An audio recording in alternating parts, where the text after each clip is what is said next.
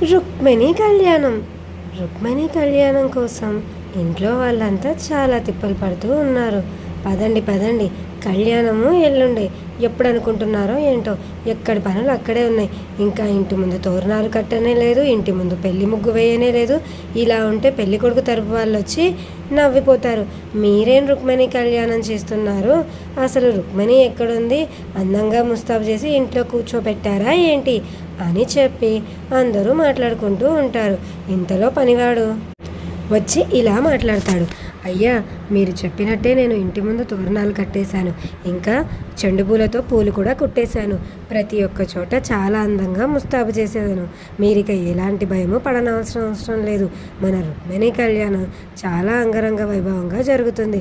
ఇంకా చెప్పాలి అంటే మీరు కోరుకున్న దానికన్నా అద్భుతంగానే జరుగుతుంది కళ్యాణం. అందుకోసమని నేను ఇదిగో చూశారు కదా, ఇక్కడ పెట్టిన పూలు ఇంకా ఈ అరిటాకులు ఇవన్నీ తీసుకొచ్చి చాలా అందంగా అలంకరించాను.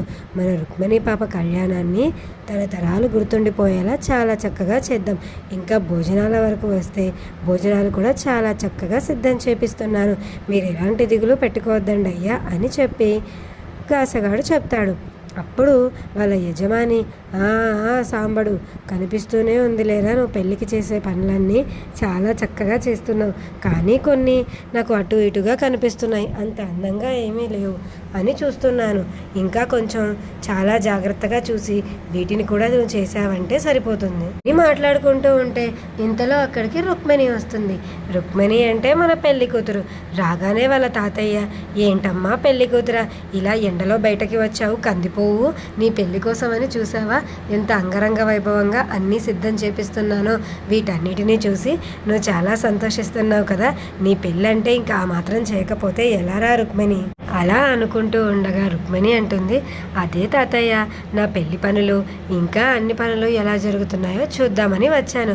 నాకు గుర్తుంది నేను తయారవ్వాలని, ఎందుకంటే పెళ్ళి ఎల్లుండే కదా. ఈరోజు నలుగు పెట్టి మెహందీ పెట్టుకునే ఫంక్షన్ ఉంది.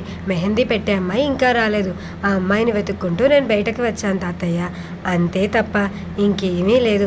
నాకు గుర్తుంది కదా, అయినా నా కళ్యాణం అంటే సంతోషం నాకు కాకపోతే ఇంకెవరికి ఉంటుంది అని చెప్పి రుక్మిణి అంటుంది. అలా రుక్మిణి ఇంకా వాళ్ళ తాతయ్య మాట్లాడుకుంటూ ఉంటారు.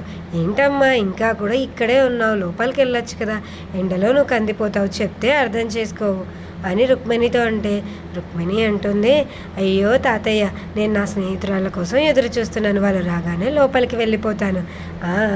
నాకు తెలుసులే అమ్మా, ఇంకేంటమ్మా విశేషాలు? అబ్బాయి ఏమంటున్నాడు? అబ్బాయి ఇప్పుడే నాకు మంచి గిఫ్ట్ ఇచ్చాడు నాన్న, పెళ్ళికి ముందే మంచి గిఫ్ట్ ఇచ్చాడా? అలా అయితే మంచిదే కదా.